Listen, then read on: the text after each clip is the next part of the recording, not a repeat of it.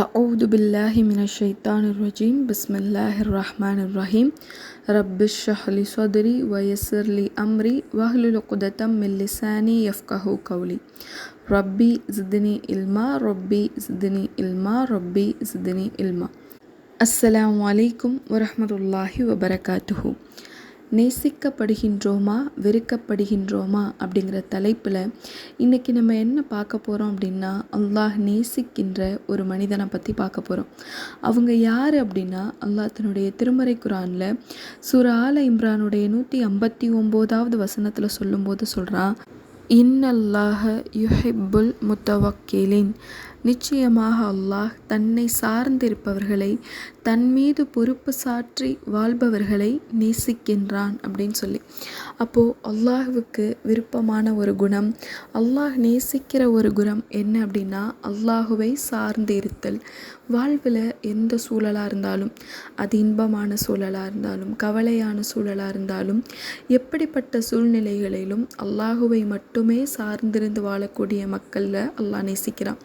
தன் வாழ்வின் சூழ்நிலை எப்படிப்பட்டதாக இருந்தாலும் அதை பற்றிலாம் கவலை இல்லை, என்னுடைய ரப்பு இதை சரி செஞ்சு கொடுப்பான், இது என்னுடைய ரப்புடைய கரங்களில் நான் ஒப்படைக்கிறேன், இது ரப்பு வடிவமைத்த வாழ்க்கை, என்னுடைய ரப்பு இதை மேன்மைப்படுத்துவான், இதை சீர்படுத்துவான் அப்படிங்கிற எண்ணத்தில் யார் தன்னுடைய வாழ்வை முழுக்க அல்லாஹுவை சார்ந்து வாழ்கிறார்களோ அந்த மனிதர்களை அல்லாஹ் நேசிக்கிறான் அப்படின்னு சொல்லி சொல்கிறான்.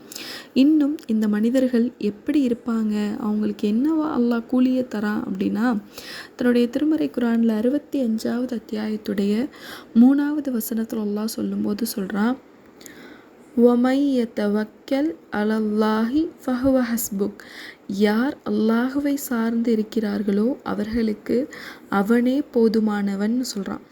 அப்போது யார் அல்லாஹுவை சார்ந்து ஒரு வாழ்வை இந்த பூமியில் வாழ்கிறாங்களோ அந்த மனிதர்களுக்கு அல்லாஹ் போதுமானவனாக இருக்கேன் அப்படின்னு அல்லாஹ் சொல்கிறான். ஒரு மனிதனுக்கு அல்லாஹ் போதுமானவனாக இருந்தால் அவனுடைய வாழ்க்கை எவ்வளோ இன்பமானதாக இருக்கும். இந்த உலகத்தில் நம்ம பார்க்குறோம்ல, ஒரு குழந்தைக்கு தாய் தந்தை அப்படின்னு 2 பொறுப்பாளிகளும் இருந்தாங்க, 2 பேரும் அந்த பிள்ளையோட வாழ்க்கையை பொறுப்பேற்றுக்கிறாங்க அப்படின்னா அது எவ்வளோ அழகான ஒரு வாழ்க்கையாக அந்த குழந்தைக்கு மாறும். தாய்கிட்ட இருந்து அன்பு கிடைக்கும், தந்தைக்கிட்ட இருந்து ஒரு அரவணைப்பும் ஒரு வழிகாட்டலும் ஒரு தைரியமும், எப்படி தன்னுடைய வாழ்க்கையை கொண்டு செலுத்தணும் அப்படிங்கிற பாடமும், ஒரு தாய்கிட்ட இருந்து எல்லா சூழல்களையும் எப்படி நம்ம கடந்து போகணும் அப்படிங்கிற ஒரு பாடமும் அந்த குழந்தைக்கு கிடைக்கும். அப்போ அந்த குழந்தையுடைய வாழ்க்கை ரொம்ப செம்மையானதாக இருக்கும், அதுக்கு எதை பற்றியும் கவலை இல்லை. ஏன்னா தன்னுடைய தேவையை நிறைவேற்றி கொடுக்க தாயும் தந்தையும் இருக்காங்க அப்படிங்கிற ஒரு தைரியம், ஒரு ஆறுதல், ஒரு சந்தோஷம் அந்த குழந்தைக்கு இருக்கும்.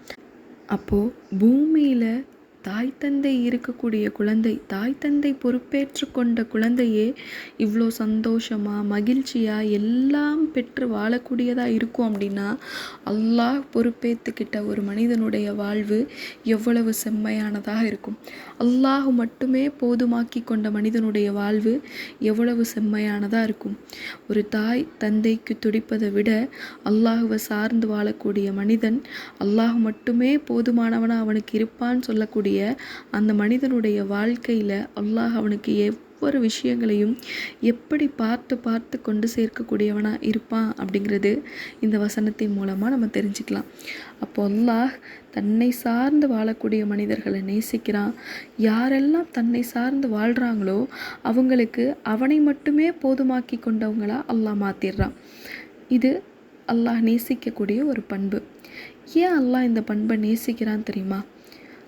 தன்னை சார்ந்து வாழக்கூடிய பண்பை ஏன் அல்லாஹ் நேசிக்கிறான்னு தெரியுமா? ஏன் அப்படின்னா, யார் அல்லாஹுவை சார்ந்து வாழ்கிறார்களோ அந்த மனிதர்களுடைய இதயம் எப்படி இருக்கும்னா, முழுக்க முழுக்க அல்லாஹ் கிட்ட சரணடைந்த இதயமாக இருக்குமா.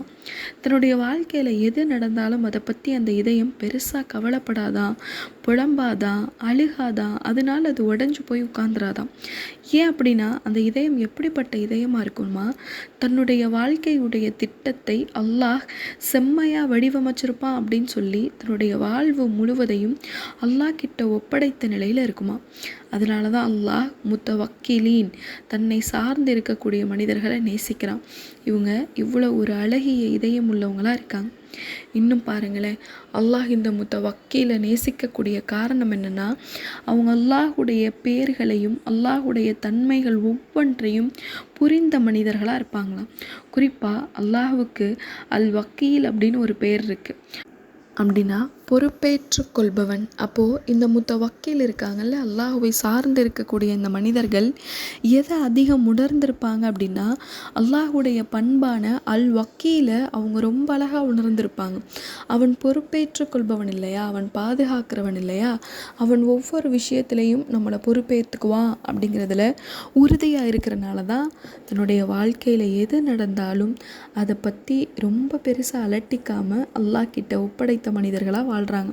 இப்போ இந்த தன்மையினால் அல்லாஹ் முத்தவக்கீல்களை நேசிக்கிறான், தன்னை சார்ந்து வாழக்கூடிய மனிதர்களை நேசிக்கிறான். அடுத்து பாருங்களேன், ஏன் அல்லாஹ் இவங்களை நேசிக்கிறான் அப்படிங்கிறதுக்கு 3வது காரணம், அவர்கள் தன்னுடைய வாழ்வை எந்த எதிர்பார்ப்பும் இன்றி அல்லாஹுடைய கையில் ஒப்படைச்சவங்களாக இருப்பாங்களாம். அதில் எந்த குறை ஏற்பட்டாலும் அதுக்காக அல்லாஹ் மேலே அதிருப்தி கொள்ள மாட்டாங்களாம். முடிவு இன்னும் வர வேண்டியது இருக்குது, என் ரப்பு இந்த குறையோடு என்னை விட்டுற மாட்டான், இதை எனக்கு நிவர்த்தி ஆக்கி கொடுப்பான்.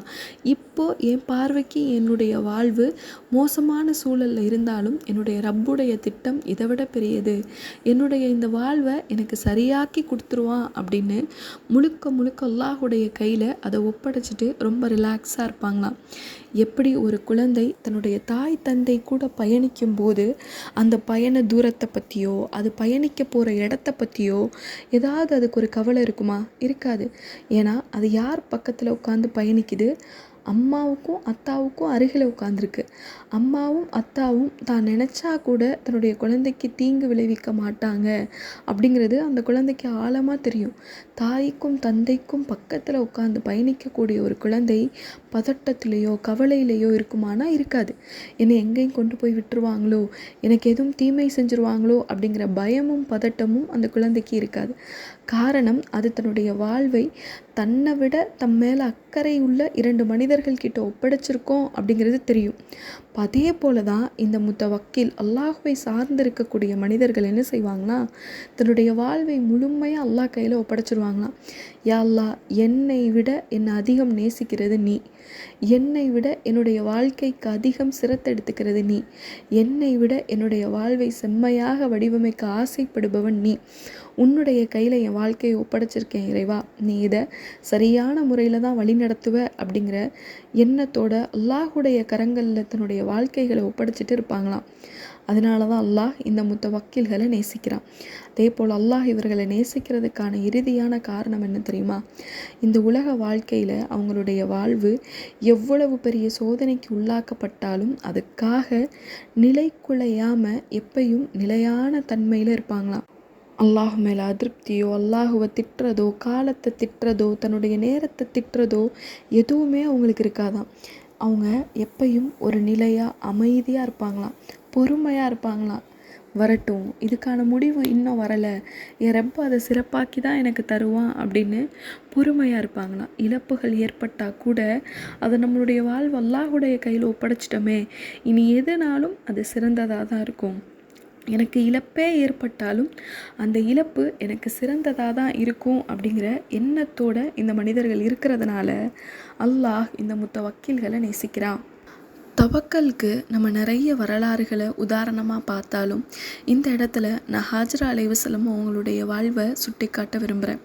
ஹாஜ்ரா அலைஹிஸ்ஸலாம் தன்னுடைய கை குழந்தையோட இப்ராஹிம் அலைஹிஸ்ஸலாத்தால் ஒரு பாலைவனத்தில் விடப்படுறாங்க. சுற்றி முற்றி மனிதர்கள் இல்லாத ஒரு வனாந்திரமான ஒரு இடத்துல இப்ராஹிம் நபி ஹாஜரா அம்மாவை விட்டுட்டு போகிறாங்க.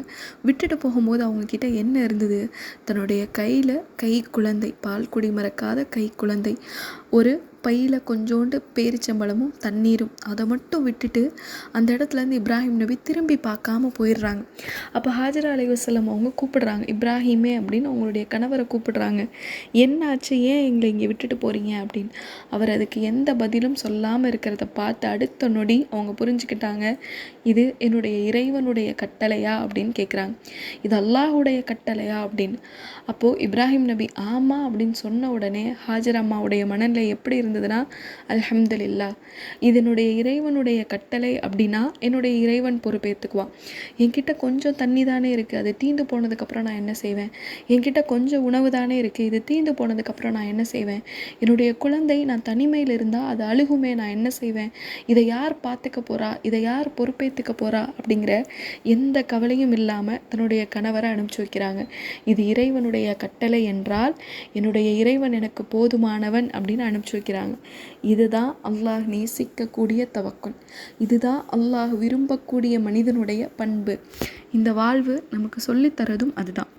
இவங்க வச்ச இந்த தவக்கலுக்கு பரிகாரமாக என்ன கிடைச்சிச்சு அவங்களுக்கு? யாரும் இல்லாத இடத்துல விடப்பட்ட அந்த தாயும் மகனும் பிற்காலத்தில் அங்கே ஒரு சமூகத்தையே கட்டி எழுப்புனாங்க. அல்லாஹ் அவங்களுக்கு அவங்க அறியாத புறத்திலிருந்து உதவிகளை கொண்டு வந்து குவிச்சான். இது தவக்கல் உடைய மனிதர்களுக்கு அல்லாஹ் கொடுக்குற ஒரு கண்ணியம் சகோதரிகளா. அப்போது அல்லாஹ் விரும்பக்கூடிய பண்பை நம்மளும் நம்மளுடைய வாழ்க்கையில் வளர்த்துக்கக்கூடியவங்களாக இருக்கணும். சின்ன கஷ்டம் ஏற்பட்டாலோ சின்ன சோதனை ஏற்பட்டாலோ நாம் பிளான் பண்ணி வச்ச மாதிரி நம்மளுடைய வாழ்க்கை நம்மக்கிட்ட இல்லாத போது அதிருப்தி கொள்ளாமல், அதுக்காக அழுகாமல், அதுக்காக புலம்பாமல், பார்க்கும் மனிதர்கள்கிட்ட எல்லாம் அதை குறை பேசிட்டு இருக்காமல், இதுவும் என் ரப்ப எனக்கு ஏற்படுத்தி கொடுத்துருக்கான், இதனுடைய இறுதி முடிவை என் ரப்ப அழகாக்கி வைப்பான் அப்படிங்கிற எண்ணத்தோடு அல்லாஹுவை சார்ந்து வாழக்கூடியவங்களாக இருப்போம் இன்ஷா அல்லாஹ். இப்படிப்பட்ட மனிதர்களாக நம்ம வாழ்கிறதுக்கு நம்ம சில விஷயங்களை பயிற்சி பண்ணணும். எப்பெல்லாம் நமக்கு சோதனைகளும் கஷ்டங்களும் வருதோ, எப்பெல்லாம் பெரும் துயரங்கள் ஏற்படுதோ, அல்லாஹுவை சார்ந்திருக்க நம்ம பயிற்சிகள் பண்ணணும். அப்போ எப்படி அதை பயிற்சியை பண்ணுறது? கஷ்டமான சூழல்கள்லையும் கடினமான சூழல்கள்லையும் அல்லாஹுடைய பெயரான அல் வக்கீலை நம்ம மீண்டும் மீண்டும் சொல்லிகிட்டே இருக்கணும். வாயால் மட்டும் மொழிகிறதில்ல, அதை நம்மளுடைய மனதாலையும் உணரணும். என்னுடைய இறைவன் அல் வக்கீல், இதிலிருந்து என்னை வெளிக்கொண்டு வர்றதுக்கு அவன் போதுமானவன் அப்படின்னு சொல்லி. ரெண்டாவது, எதனால் நமக்கு இந்த நெருக்கடி அப்படிங்கிறத நம்ம கண்டுபிடிக்கணும். என்ன சூழல், என்ன பிரச்சனை, எது காரணம் அப்படிங்கிறத அறியணும். மூணாவது என்ன பண்ணணும் அப்படின்னா, நம்மளுடைய நெருக்கடிகளுக்கான அந்த காரணத்தை அல்லாஹுடைய கையில் ஒப்படைச்சிடணும். யா அல்லாஹ், இதை நான் உன்கிட்ட ஒப்படைச்சிட்டேன், இதை நீ எனக்கு சரி செஞ்சு எனக்கு மீண்டும் என்னுடைய கரங்களில் இதை கொடுக்கறது உன்னுடைய பொறுப்பு அப்படின்னு அல்லாஹுடைய கரங்களில் ஒப்படைச்சிடணும். நாலாவது, அப்படி நம்ம ஒப்படைக்கும் போது நம்ம ஒரு முடிவை எதிர்பார்த்து அல்லாஹ் கிட்ட ஒப்படைக்கக்கூடாது. என் வாழ்க்கையை ஒப்படைக்கிறேன், இந்த விஷயத்தை உன்கிட்ட ஒப்படைக்கிறேன், இதுக்கு தான் எனக்கு நீ முடிவாக கொடுக்கணுன்ற எண்ணத்தில் ஒப்படைக்கக்கூடாது. ஹாஜர் அலைஹிஸ்ஸலாம் தன்னுடைய வாழ்க்கையை இறைவன்கிட்ட ஒப்படைக்கும் போது நாளைக்கு இவ்வளோ பெரிய சமூகம் அந்த இடத்துல வரணுன்ற எண்ணத்துலலாம் அவங்க ஒப்படைக்கலை. அல்லாஹ் போதுமானவன், என்ன நடந்தாலும் பரவாயில்ல, நன்மை நடந்தாலும் பரவாயில்ல, எனக்கு இதனால் இழப்புகள் நடந்தாலும் பரவாயில்ல அப்படிங்கிற எண்ணத்தில் தான் அவங்க ஒப்படைச்சாங்க. இப்போ நம்ம அல்லாஹ் கிட்ட நம்மளுடைய வாழ்வை ஒப்படைக்கும் போது எந்த எதிர்பார்ப்பும் இல்லாமல் ஒப்படைக்கணும். இதனுடைய விளைவு எதுவாக இருந்தாலும், இதனுடைய முடிவு எதுவாக இருந்தாலும் அதை ரப்ப எனக்கு சிறந்ததை தான் தருவான். நான் விரும்பின முடிவு அது இல்லாட்டியும் கூட அதுதான் எனக்கு சிறந்தது அப்படிங்கிற எண்ணத்தோட நம்ம அது அல்லாஹ்வுடைய கையில் ஒப்படைக்கணும். அல்லாஹுடைய கையில் ஒப்படைச்சதுக்கப்புறமா நம்ம எதை பயிற்சி பண்ணணும்னா, அதுதான் நம்ம அல்லாஹ்ட்ட ஒப்படைச்சிட்டோம்ல, அல்லாஹ் பார்த்துக்குவான் அப்படின்னு சொல்லிட்டு சோம்பேறித்தனமாக இருக்காமல் நம்மளால் முடிந்த முயற்சிகளை அல்லாஹுடைய உதவியை கொண்டு செய்யணும். இதுக்கும் ஹாஜர் அம்மாவுடைய வாழ்வு நமக்கு ஒரு ஆக சிறந்த ஒரு உதாரணமாக இருக்குது. அவங்க இறைவன் கிட்ட தன்னுடைய வாழ்வை ஒப்படைச்சிட்டதுனால தன்னுடைய குழந்தை பசியால் அழுகும்போது அதே இடத்துல உட்காந்துருந்தாங்களா? என் ரப்புட்ட ஒப்படைச்சிட்டேன், என் ரப்பு எனக்கு உதவி செய்வான்னு உட்காந்துருந்தாங்களா? ரப்புடைய உதவியை தன்னுடைய முயற்சியை கொண்டு தேடினாங்க. இரண்டு பக்கமும் ஓடி ஏதாவது ஒரு பயணக்கூட்டம் வருதான்னு பார்த்தாங்க. அவங்களுடைய முயற்சியினுடைய விளைவாக ஜிப்ரீல் அலைஹிஸ்ஸலாம் அவங்கள கொண்டு அல்லாஹ் ஜம்ஜம் கிணற கொடுத்தான். அதே போல் நம்ம அல்லாஹுடைய கையில் நம்மளுடைய வாழ்வை ஒப்படைச்சிட்டோம் அப்படின்னா அதுக்காக நம்ம அமைதியாக இருக்கணும்னு அர்த்தம் இல்லை. நம்ம அதை சரி பண்ணுறதுக்கான முயற்சியை அல்லாஹுடைய உதவியோடு நம்ம செஞ்சுக்கிட்டே இருந்தோன்னா அல்லாஹ் அதை நமக்கு சீராக்கி கொடுப்பான் இன்ஷா அல்லாஹ். மூசா அலைஹிஸ்ஸலாம் அவங்களுக்கு கூட கடல்லிருந்து தப்பிச்சு அல்லாஹ் வழி கொடுக்கும்போது வெறுமனே அந்த கடல் பிளக்கலையே. மூசா அலைஹிஸ்ஸலாம் அவங்களுடைய முயற்சி, அவங்களுடைய கைத்தடியை கொண்டு அல்லாஹ் அதில் அடிக்க சொன்னான். அப்போ அல்லாஹ் மேலே தவக்கல் வைக்கும் போது எந்த ஒரு விஷயத்தையும் நம்ம கவனத்தில் கொள்ளணும்னா, நம்மளுடைய பங்கும் அதில் இருக்கணும், நம்மளுடைய முயற்சியும் இருக்கணும், நம்மளுடைய தேடலும் இருக்கணும். அப்படி இருந்ததுன்னா அல்லாஹுடைய தவக்கல் நமக்கு நிச்சயமாக நன்மையானதாக அமையும். நபி ஸல்லல்லாஹு அலைஹி வஸல்லம் அதனால தான் சொல்கிறாங்க, நீங்கள் ஒரு ஒட்டகத்தை கட்டி போட்டுட்டு துவா செய்யுங்க, அதை பாதுகாக்கிறதுக்காக. ஒட்டகத்தை கட்டி போடாமல் துவா செய்யாதீங்கன்றாங்க. இப்போ இப்படிப்பட்ட தவக்கலை அல்லாஹ் கிட்ட நம்ம வைக்கும்போது அல்லாஹுவால் வக்கீல்னு உணர்ந்து நம்மளுடைய பிரச்சனைகளை கண்டுபிடிச்சி அது அல்லாஹுடைய கரங்களில் ஒப்படைச்சு, இதுக்கு நீ என்ன முடிவு கொடுத்தாலும் அது எனக்கு சிறந்ததாக இருக்கும் அப்படிங்கிற எண்ணத்தில் அதை ஒப்படைச்சிட்டு அதுக்கான முயற்சியை நம்ம செய்யும்போது அல்லாஹுவை சார்ந்து வாழக்கூடிய மனிதர்களாக நம்ம மாறுவோம். அல்லாஹுடைய அன்பை பெற்றக்கூடிய மனிதர்களாகவும் நம்ம மாறுவோம். ரசூலுல்லாஹ் சொன்னது போல் காலையில் தன்னுடைய கூட்டிலிருந்து பறந்து செல்லக்கூடிய ஒவ்வொரு பறவைக்கும் அது வீடு திரும்பும்போது அல்லாஹ் அதனுடைய வயிற்றை நிரப்பி தான் வீட்டுக்கு அனுப்புகிறான்.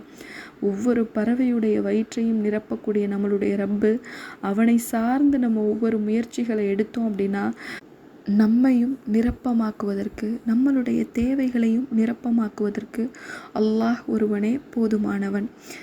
இன்ஷா அல்லாஹ் அல்லாஹ் நேசிக்கக்கூடிய இந்த பண்பை வளர்த்து நாளை மறுமையில் அல்லாஹ் முன்னாடி அல்லாஹ் நேசித்த இந்த முத்தவக்கீல்களாக எழுப்பப்படக்கூடிய அந்தஸ்தை அல்லாஹ் உங்களுக்கும் எனக்கும் தருவானாக. அஸ்ஸலாமு அலைக்கும் வரஹ்மத்துல்லாஹி வபரகாத்துஹு.